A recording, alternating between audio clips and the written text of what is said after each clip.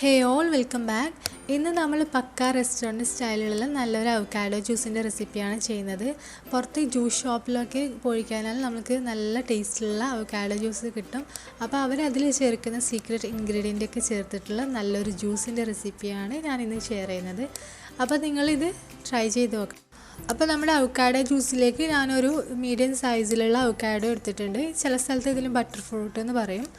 അപ്പോൾ നല്ലോണം പഴുത്ത അവക്കാഡോ ആണ് നമ്മൾ ഈ ജ്യൂസിലേക്ക് എടുക്കേണ്ടത്. അപ്പോൾ ഇനി അവക്കാഡോ ഒന്ന് കട്ട് ചെയ്യുമ്പോൾ അതിനൊക്കെ സീഡ് ഉണ്ടാവും. അത് കളഞ്ഞിട്ട് നമ്മൾ ബാക്കിയുള്ള ഭാഗമാണ് ഈ ജ്യൂസിലേക്ക് എടുക്കുന്നത്.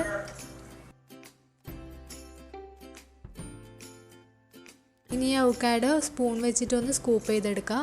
ഇതിന് മേലുള്ള ഫ്ലഷാണ് നമ്മൾ സ്കൂപ്പ് ചെയ്തെടുക്കേണ്ടത്. നമ്മൾ അധികം അടിയെ പോയിട്ട് സ്കൂപ്പ് ചെയ്യരുത്. ആ ഒരു ഗ്രീൻ പാർട്ടുള്ളത് ചിലപ്പോൾ കയ്പ്പ് വരാനുള്ള ചാൻസ് ഉണ്ട്. ചില അവക്കാഡോന് ആ ഒരു പ്രശ്നമുണ്ട്, ചെറിയൊരു കയ്പ്പ് ടേസ്റ്റ് ഉണ്ടാവാറുണ്ട് അടിയെ നമ്മൾ സ്കൂപ്പ് ചെയ്ത് കഴിഞ്ഞാൽ.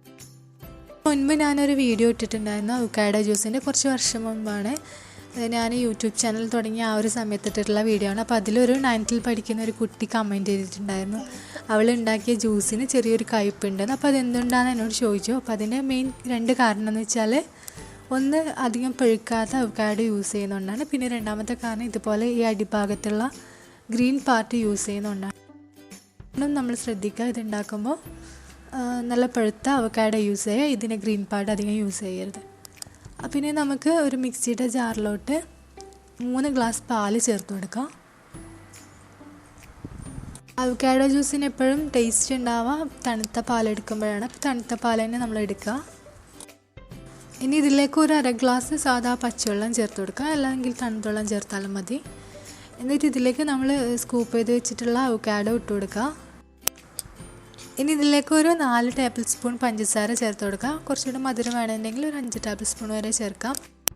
പിന്നെ നെക്സ്റ്റ് ഇതിലേക്ക് ചേർക്കുന്നത് ഫ്രഷ് ക്രീമാണ് കേട്ടോ. അപ്പോൾ ഇതാണ് ആ സീക്രട്ട് ഇൻഗ്രീഡിയൻറ്റ്. ഇതൊരു ടേബിൾ സ്പൂൺ ചേർത്ത് കൊടുക്കുക.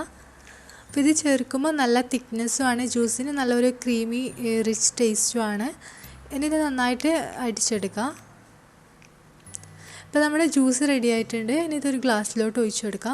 അപ്പോൾ ഈ ഒരു റെസിപ്പി എനിക്ക് കിട്ടിയിട്ടുള്ളത് കുറേ വർഷം മുൻപ് ഒരു കുക്കറി ഷോയിൽ കണ്ടിട്ടുള്ള റെസിപ്പിയാണ്. ടി വിയിൽ ഏത് ചാനലാണെന്ന് ഓർമ്മയില്ല, ഏതൊരു ചാനൽ കണ്ടിട്ടുള്ള റെസിപ്പിയാണ്. ഉണ്ടാക്കി നോക്കിയപ്പോൾ നല്ല ടേസ്റ്റ് ഉണ്ടായിരുന്നു. അപ്പോൾ അതുകൊണ്ടാണ് ഷെയർ ചെയ്തിട്ടുള്ളത്. അപ്പോൾ നിങ്ങൾ ഈ ഒരു രീതിയിൽ ഒന്ന് ചെയ്ത് നോക്കുക, നല്ല സൂപ്പർ ടേസ്റ്റാണ്. അപ്പോൾ നിങ്ങൾ ആദ്യമായിട്ടാണ് ഈ ചാനൽ കാണുന്നുണ്ടെങ്കിൽ ഇതുവരെ സബ്സ്ക്രൈബ് ചെയ്തിട്ടില്ലെങ്കിൽ പ്ലീസ് ഒന്ന് സബ്സ്ക്രൈബ് ചെയ്താൽ മാത്രം പോരാ, അതിൻ്റെ അപ്പുറത്തുള്ള ബെല്ലൈക്കൺ കൂടെ ക്ലിക്ക് ചെയ്യണം. അപ്പോൾ 3 ഓപ്ഷൻസ് കാണും. അതിൽ ഏറ്റവും ടോപ്പിലുള്ള ഓൾ എന്നുള്ള ഓപ്ഷനാണ് ക്ലിക്ക് ചെയ്യേണ്ടത്. അപ്പോൾ നെക്സ്റ്റ് റെസിപ്പി ആയിട്ട് വരുന്നത് വരേക്കും താങ്ക്സ് ഫോർ വാച്ചിങ്.